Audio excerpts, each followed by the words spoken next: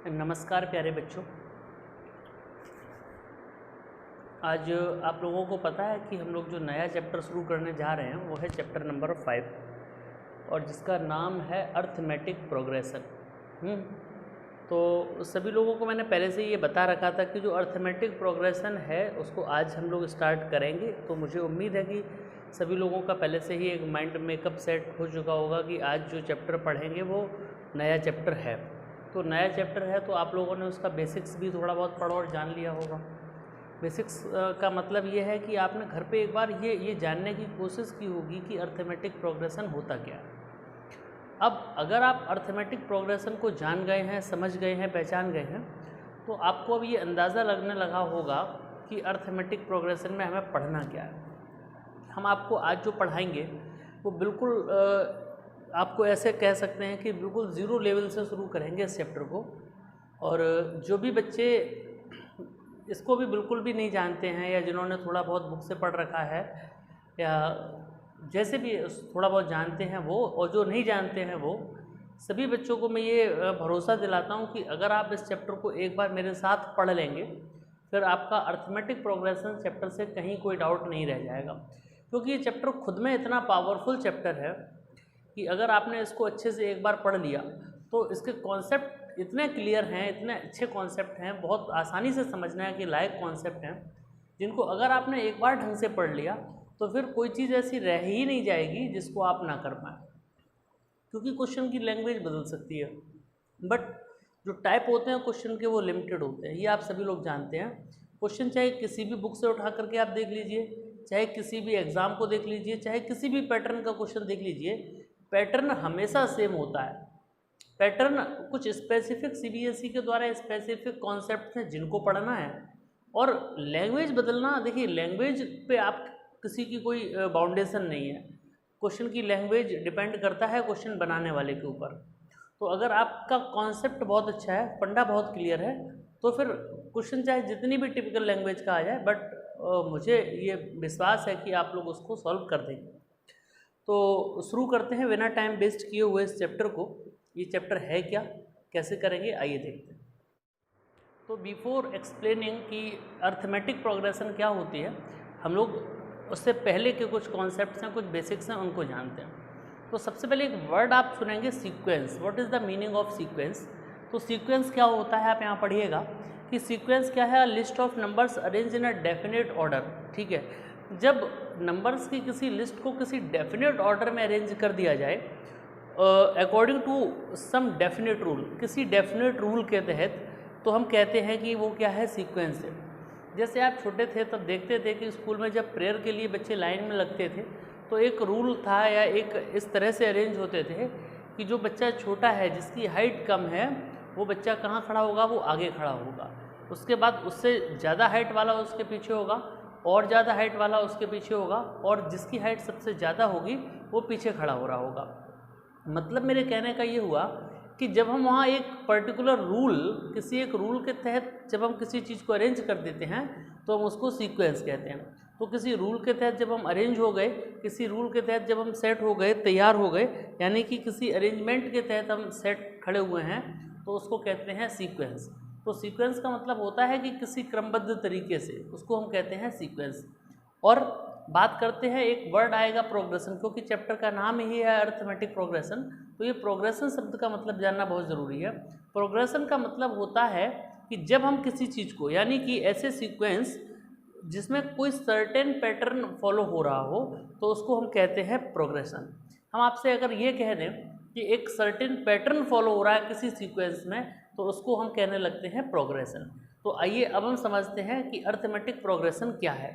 Arithmetic progression एक अपने आप में बड़ा पावरफुल चैप्टर है। जिस चैप्टर को क्लास 10th में आप पढ़ेंगे, ये बोर्ड एग्जाम में काफ़ी मार्क्स का आता है।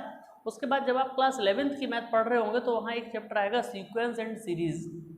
तो जो सीक्वेंस एंड सीरीज़ है, वहाँ सीक्वेंस एंड सीरीज़ जो पूरी की पूरी चीज़ है वो दो पार्ट में डिवाइड है। एक चीज़ है जिसमें अर्थमेटिक प्रोग्रेशन आपको समझाई जाएगी, और जो दूसरा पार्ट है उसमें आपको ज्योमेट्रिक प्रोग्रेशन, यानी कि जिसको हम जीपी कहते हैं। जीपी क्या होती है ये हम लोग 11th में ही जानेंगे, बट अभी 10th में सिर्फ इतना जान लो कि एपी है क्या, अर्थमेटिक प्रोग्रेशन है क्या।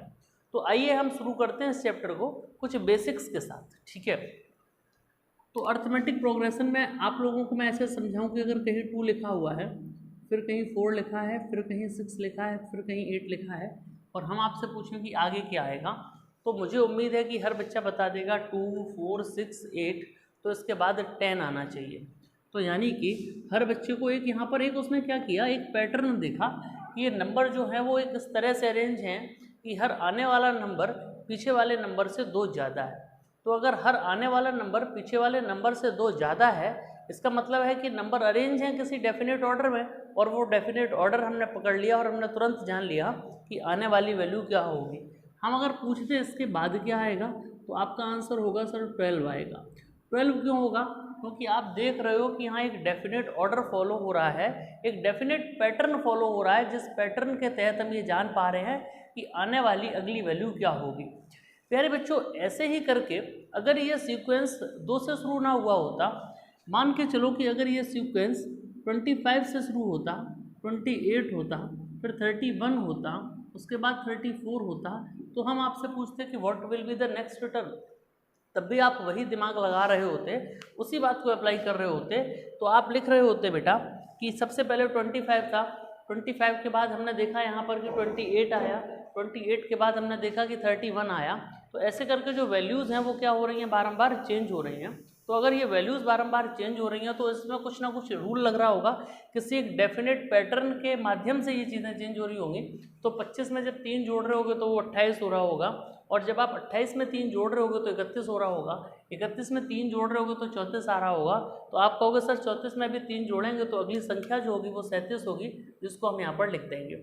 मैं उम्मीद करता हूँ कि अगर आप मैथ के स्टूडेंट हो, अगर आपने जनरल एप्टीट्यूड थोड़ा भी समझा है, या जनरल साइंस आपने पढ़ी है, या फिर आपसे कहा जाए कि कॉमन सेंस की बात है ये कि अगला टर्म कितना होगा इसको बताओ, तो मुझे नहीं लगता कि कोई बच्चा ऐसा होगा जो ये छोटी छोटी सी बातें ना बता पाए। Each and every student have to know that what will be the next value, क्योंकि इसमें कोई ऐसी खास चीज़ मैंने बताई ही नहीं जो आप ना जानते हो। आप सभी लोग पहले से इतना जानते हो, क्योंकि कई बार हम लोग जनरल नॉलेज एक सब्जेक्ट हुआ करता था 8th क्लास तक या उससे पहले, मुझे याद है मैंने पढ़ा है, तो एक जीके की बुक होती थी जिसमें एक चैप्टर ऐसा भी हुआ करता था जिस चैप्टर में हम लोगों को इसी के बारे में सब कुछ बताया जाता था। तो अब अगर हमको ये इतना सारा कुछ समझ में आए इन चीज़ों को अगर हम समझ पाएँ, तो फिर अर्थमेटिक प्रोग्रेशन हमारे लिए कोई खास ऐसी बड़ी चीज़ नहीं है। हम आपको अर्थमेटिक प्रोग्रेशन पे चाहते हो तो हम डायरेक्ट ले जाते, हम चाहते तो 5.1 डायरेक्ट स्टार्ट कर सकते थे, बट हम ऐसा इसलिए नहीं कर रहे हैं क्योंकि अगर हमने एक बार भी ऐसा कर दिया तो आपको जो बेसिक्स बताने हैं वो बेसिक्स आपके उतने अच्छे से क्लियर नहीं हो पाएंगे। तो बेसिक फंडा पे पहले थोड़ी देर बात करते हैं। और वैसे भी मेरी यार आदत है पढ़ाने की कि मैं चैप्टर को शुरू करने से 2 दिन पहले उसके बारे में पूरी कथा सुनाता हूँ। यानी कि अगर आपको बेसिक्स एक बार मजबूत हो गया, अगर आपने चीज़ों को एक बार अच्छे से समझ लिया कि इसका जो स्ट्रक्चर है वो बनेगा कैसे। देखिए, कोई भी बिल्डिंग अगर मजबूत बनानी है, अच्छी बनानी है, और अगर उसको हम इतना ज़्यादा पावरफुल बनाना चाहते हैं कि आंधी तूफान सब झेल जाए, तो हमें ज़रूरी ये है कि हमें उसका बेस मजबूत करना पड़ेगा। और बेस तभी मजबूत होता है जब हम उसको टाइम देते हैं।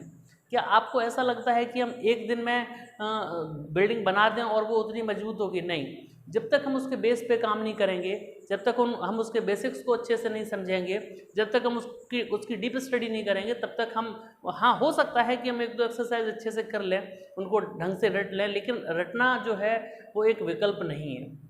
अगर आप कॉम्पिटिटिव एग्ज़ाम्स को क्वालिफाई करना चाहते हो तो फिर मजबूरी ये है कि आपको चीज़ों को समझना पड़ेगा, ये समझना बहुत ज़रूरी है।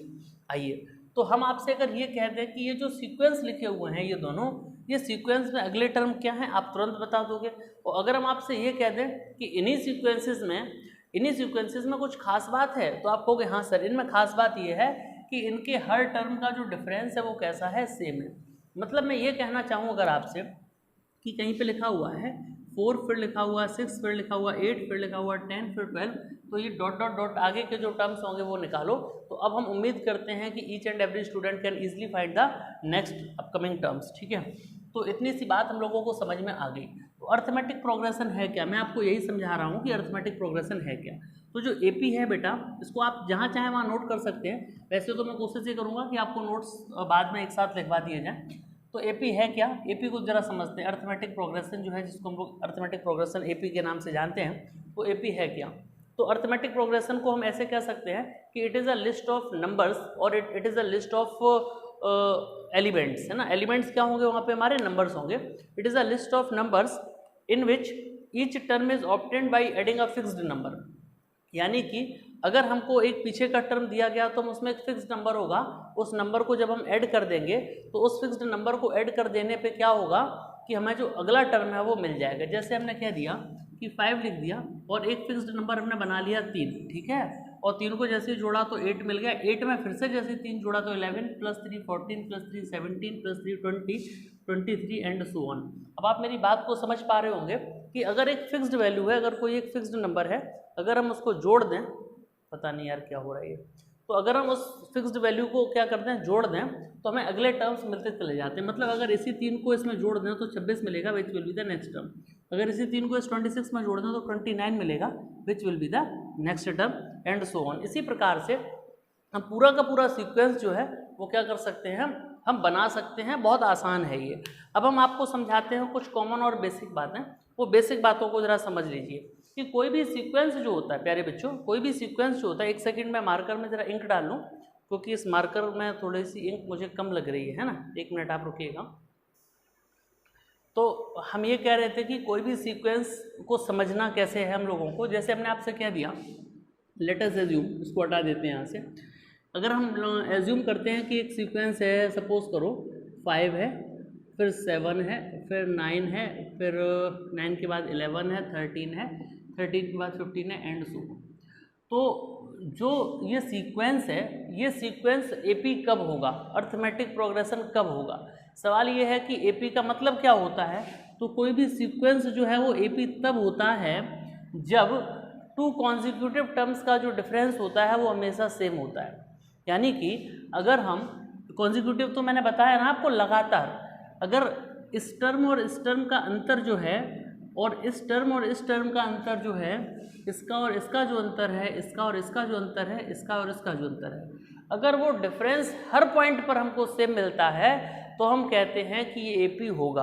और अगर ये डिफरेंस हर जगह सेम नहीं मिलता है तो हम कहते हैं कि ये जो सीक्वेंस है वो एपी नहीं होगा।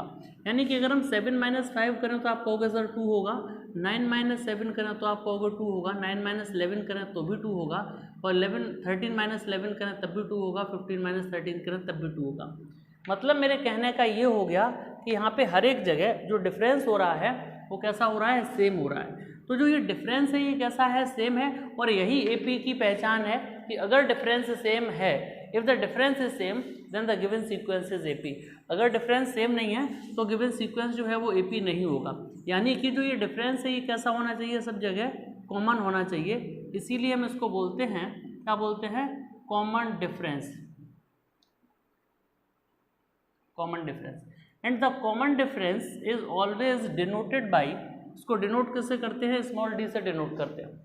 कॉमन डिफरेंस को डिनोट किससे करते हैं, स्मॉल डी से डिनोट करते हैं। और जो कॉमन डिफरेंस है वो क्या होता है, 2 कॉन्जिक्यूटिव टर्म का अंतर। इसका और इसका जो अंतर है वो 2 है, इसका और इसका अंतर है वो भी 2 है। यानी कि यहाँ पर आने वाले हर एक जो कॉन्जिक्यूटिव टर्म्स है उनका डिफरेंस कैसा है, सेम है। तो हम ये कह सकते हैं कि जो अगला टर्म होगा, यहाँ पर जो अगली वैल्यू आएगी वो इसमें जोड़ने पे मिल जाएगी। यानी कि इस टर्म में वही कॉमन वैल्यू जोड़ दी जाए तो अगली वैल्यू मिल जाएगी।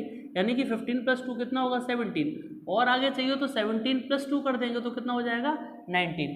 यानी कि मैं आपसे ये कहना चाहता हूँ कि यहाँ पर जितने भी टर्म्स होंगे, अगर हमें और अगला टर्म निकालना है तो उसको निकालने के लिए हमको क्या करना पड़ेगा, एक वो कॉमन डिफरेंस को क्या कर देना पड़ेगा, जोड़ देना पड़ेगा, तो हमें अगला टर्म मिल जाएगा। प्यारे बच्चों, अगर ये सीक्वेंस होता 5, 7, 9, 11, 13, 17, या ये हो जाता 16, है ना, तो हम कहते हैं कि क्या ये एपी होगी, तो हम कहते हैं कि ये एपी नहीं होगी। क्योंकि यहाँ डिफरेंस 2 होता, यहाँ भी डिफरेंस 2 होता, यहाँ भी डिफरेंस 2 होता, यहाँ भी डिफरेंस 2 होता, बट यहाँ डिफरेंस 2 नहीं होता। और अगर एक भी जगह डिफरेंस चेंज हो रहा है, अगर एक भी जगह कॉमन डिफरेंस चेंज हो रहा है, सेम नहीं है, तो फिर हम कहते हैं कि that sequence is not an AP, फिर वो सीक्वेंस हमारा एपी नहीं होता है। इतनी बात सभी को समझ में आनी चाहिए, इसमें कहीं कोई ऐसी चीज़ हमने नहीं बताई जो बहुत कॉम्प्लिकेटेड हो, जो आपको समझ में ना आती हो। आइए अब समझते हैं कुछ आगे की बातें। आगे की बातें क्या हैं, जैसे हमने आपसे कह दिया 2 है, फिर 4 है, फिर 6 है, फिर 8 है, फिर 10 है, फिर 12 है ना।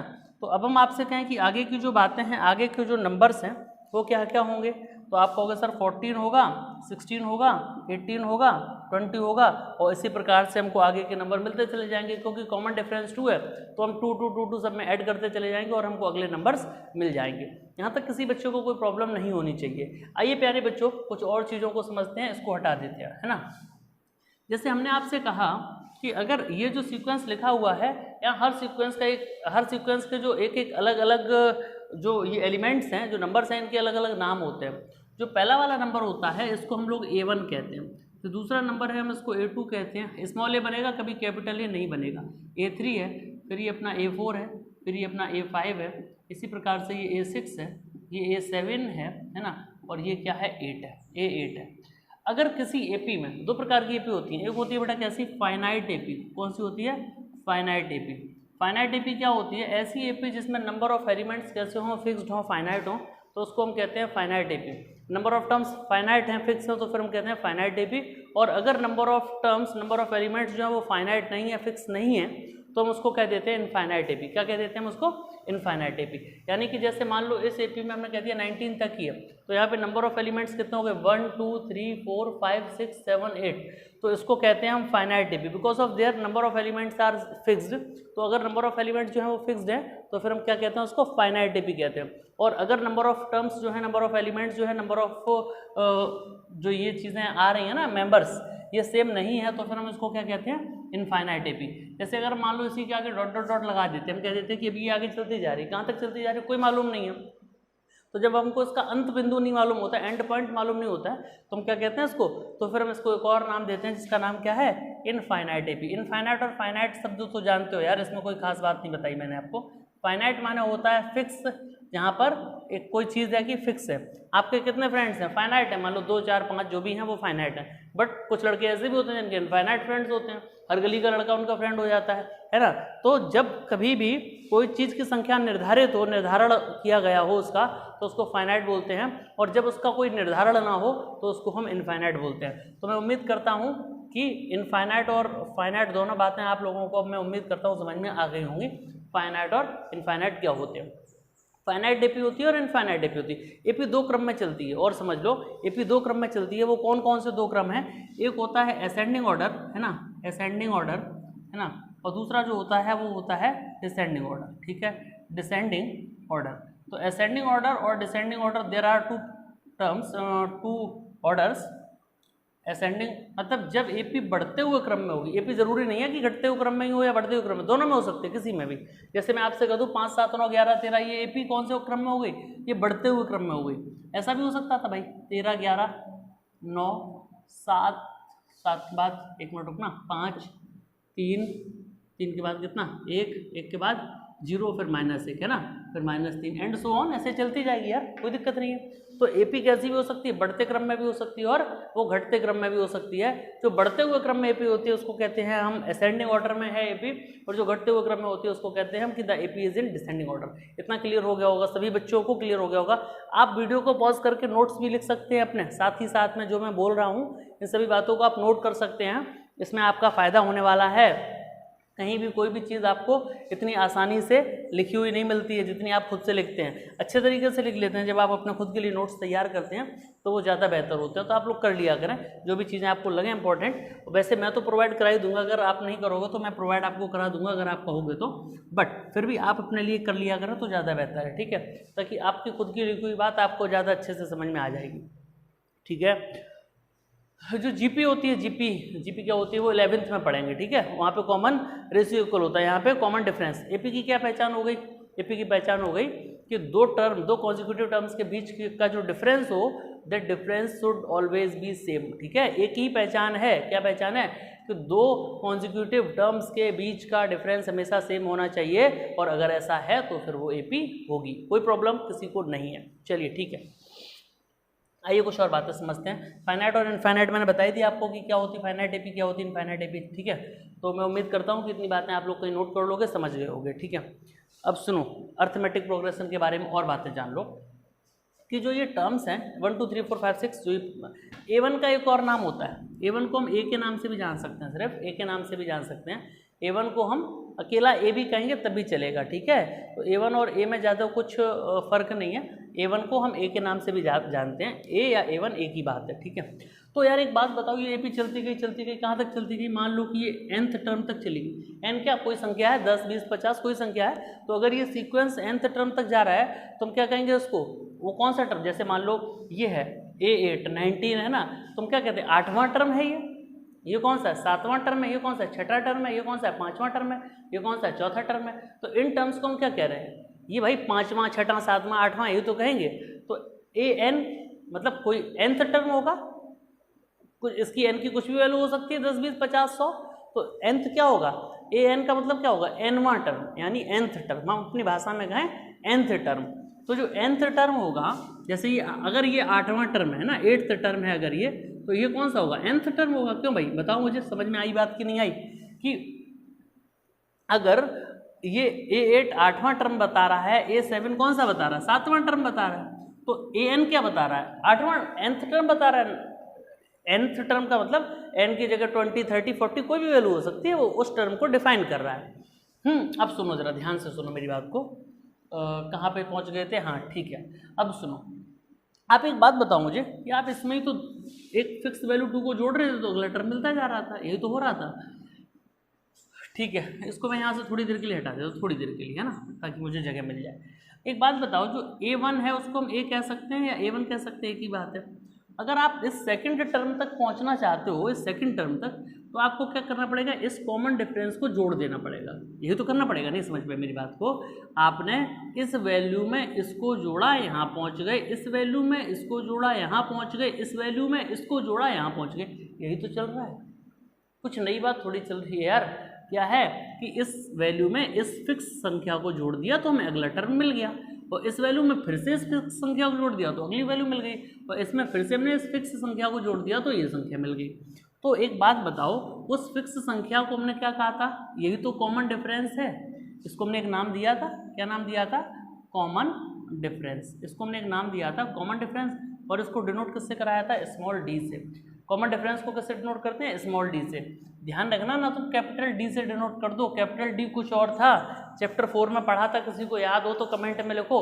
कैपिटल डी क्या किसको बोलते हैं? कैपिटल डी किसको बोलते हैं? कमेंट में लिख के बताओ मुझे, अगर तुम्हें याद हो तो। मुझे उम्मीद है वैसे याद होना चाहिए, ठीक है। तो हमने कहा कॉमन डिफरेंस क्या है? स्मॉल डी होता है, क्योंकि इसको हम स्मॉल डी से डिनोट करते हैं। तो यार स्मॉल डी यहाँ है कितना? 2 है ना, समझ रहे हैं ना मेरी बात को? तो अगर हम A1 में यानी पीछे वाले टर्म में या A में अगर हम क्या कर दें कि D को जोड़ दें तो वो किसके बराबर हो जाएगा? A2 के सेकंड टर्म के बराबर हो जाएगा।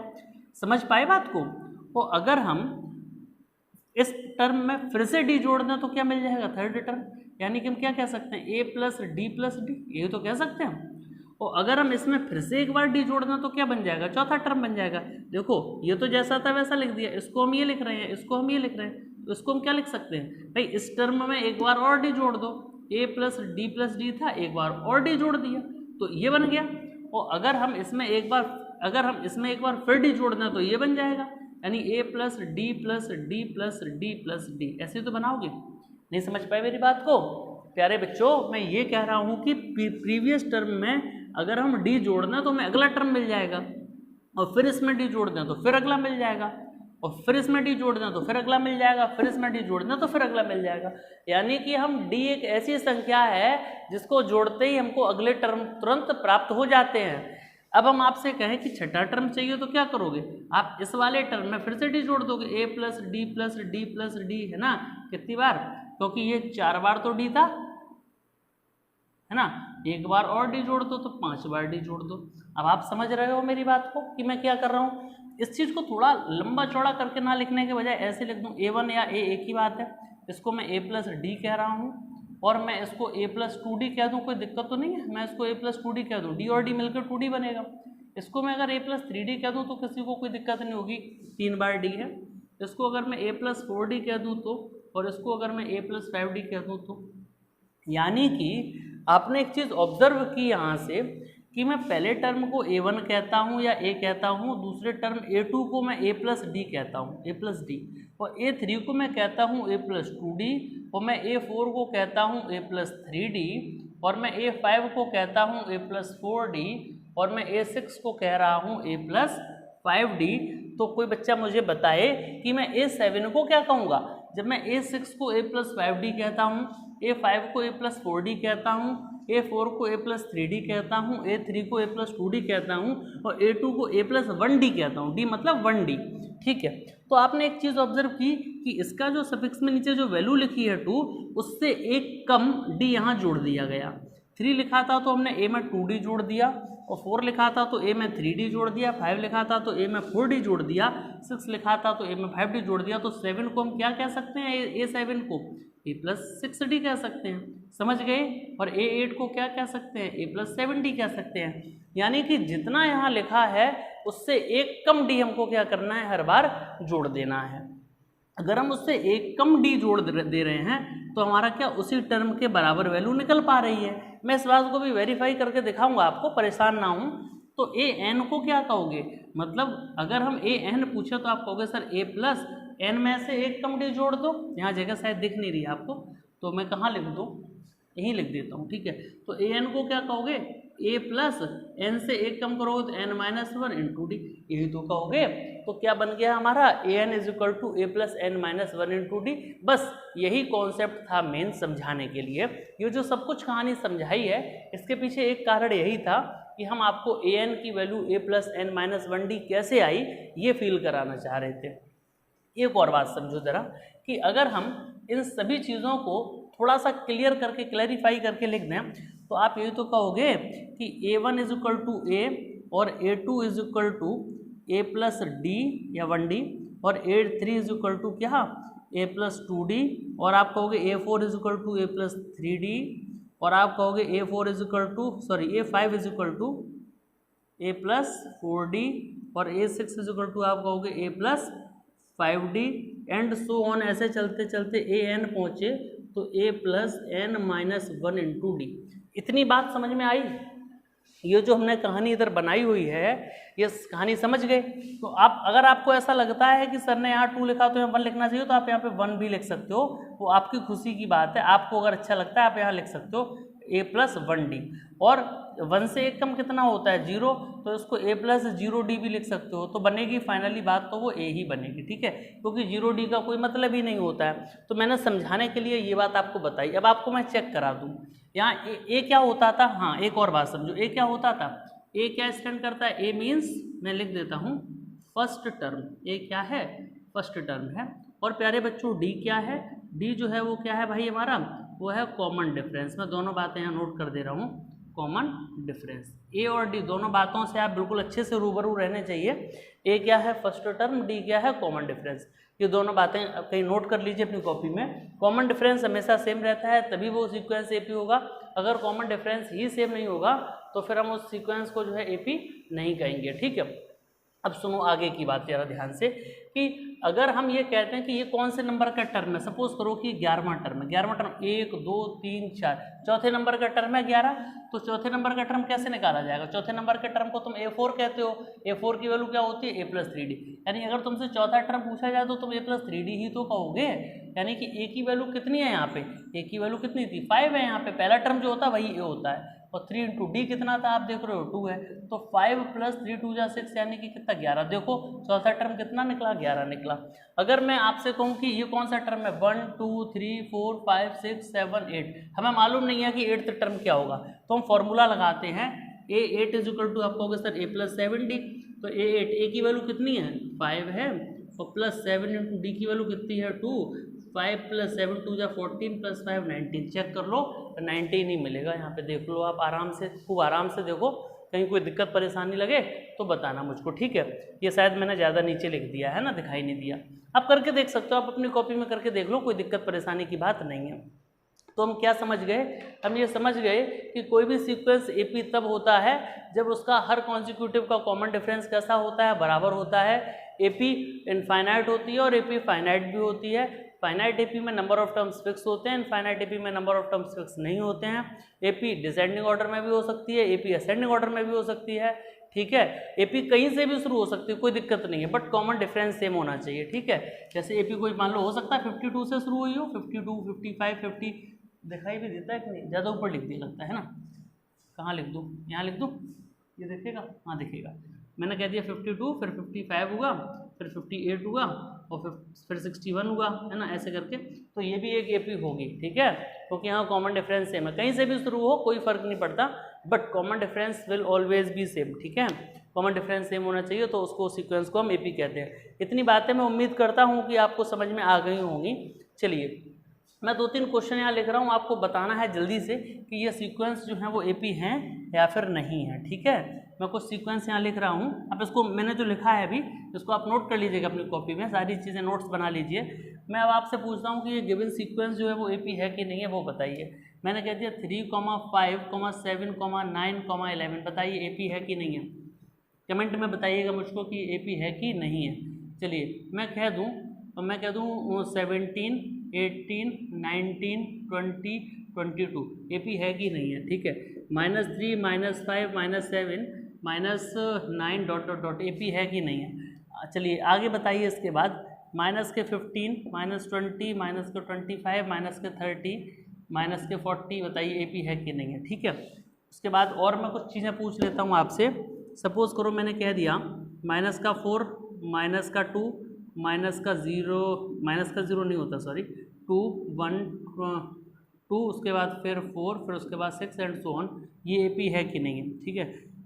उसके बाद और 1-2 चीज़ें बता दे रहा हूँ, 101, 106, 111, 116 डॉट डॉट डॉट, ये एपी है कि नहीं है, ठीक है। और देख लो 12, 6, 0, -6, -12, -15, है ना, एपी है कि नहीं है, ठीक है। तो इन सभी क्वेश्चंस का आपको आंसर देना है कि ये एपी है या फिर नहीं है। आज हम लोगों ने इतना सीख लिया कि एपी को पहचानते कैसे, बस एक चीज़ देखना ध्यान से, कॉमन डिफरेंस सेम होना चाहिए, फिर चाहे वो पॉजिटिव हो चाहे वो नेगेटिव हो, कोई दिक्कत नहीं। अगर पॉजिटिव है तो असेंडिंग ऑर्डर की एपी है, और अगर कॉमन डिफरेंस नेगेटिव है तो वो डिसेंडिंग ऑर्डर की एपी है। तो अर्थमेटिक प्रोग्रेशन के बारे में आज हमने जो सीखा है, इसकी आप लोग प्रैक्टिस कीजिएगा घर पर, एक बार इसको समझिएगा, नोट्स बनाइएगा। बाकी हम लोग इस चैप्टर में करीब 10 से 12 दिन का समय लगाएंगे, उम्मीद है कि 15 दिन भी लग सकते हैं। अगर कॉन्सेप्ट्स को डीप पढ़ाएंगे तो समय लगता है। अगर आप चाहें तो मैं इतनी धीरे धीरे ना पढ़ा करके जल्दी जल्दी करके कोर्स खत्म करवा दूं, लेकिन उससे फ़ायदा कुछ नहीं होगा, ना आपको सीख पाएंगे ना हमको सिखा पाएंगे। जब हम धीरे धीरे करके चीज़ों को समझते जानते हैं तो वो हमारे लिए भी बेनिफिशियल होती है, as well as for you also. तो ठीक है, आज जो पढ़ा है इन चीज़ों को घर पर प्रैक्टिस कीजिए। Thank you very much.